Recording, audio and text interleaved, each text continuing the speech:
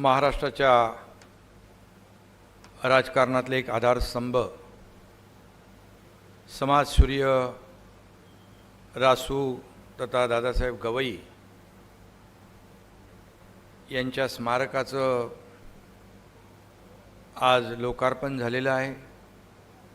या प्रसंगी उपस्थित सर्वोच्च न्यायालयाचे मुख्य न्यायाधीश आदरणीय भूषण गवई साहेब, राज्याचे लोकप्रिय मुख्यमंत्री देवेंद्र फडणवीस जी, आमचे उपमुख्यमंत्री अजितदादा पवार जी, महसूल मंत्री आणि पालकमंत्री चंद्रशेखर बावनकुळे जी, मातोश्री कमलताई गवई आपले आईसाहेब, राज्यमंत्री पंकज भोयर, राज्यमंत्री आशिष जयस्वाल, सर्व खासदार आमदार आणि उपस्थित सर्व मान्यवर राजेंद्रजी देखील आहेत, उच्च न्यायालयाचे न्यायाधीश देखील या ठिकाणी उपस्थित आहेत आणि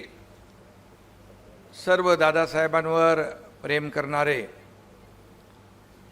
बांधव भगिनी आणि पत्रकार मित्रांनो, आज दादासाहेबांचा स्मृती दिन आहे आणि या स्मृती दिनानिमित्त मी त्यांना वंदन करतो, विनम्र अभिवादन करतो। दादासाहेब आज देहानं आपल्यात नसले तरी त्यांचे संस्कार, त्यांचा वारसा, त्यांनी दिलेल्या शिकवणीच्या रूपात ते आपल्यामध्येच आहेत आणि म्हणून अनेक आठवणी त्यांच्या या ठिकाणी अनेक लोक आपल्या मनोगतातून व्यक्त करू शकतात। दादासाहेबांकडे वक्तृत्व होतं आणि त्यांनी कर्तृत्व आणि नेतृत्व सिद्ध केलं। राजकारणातील सज्जन शक्तीच्या पाठीशी ते नेहमी उभं राहत असत।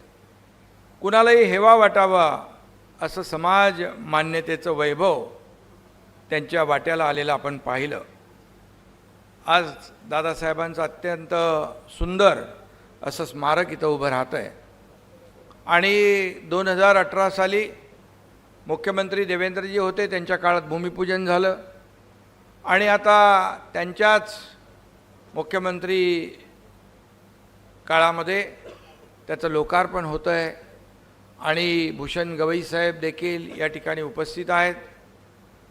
त्यांनी देखील अतिशय या स्मारकाकडे बारकाईने हे स्मारक उभं राहताना पाहिलेलं आहे आणि अनेक हे स्मारक पाहिल्यानंतर आपण दादासाहेबांच्या ज्या काही आठवणी आहेत, दादासाहेबांनी जे काही समाजाला देणं लागतो आणि सामाजिक बांधिलकी जपण्याचं जे काम केलं आहे त्याची प्रचिती या स्मारकाच्या माध्यमातून नक्की येईल।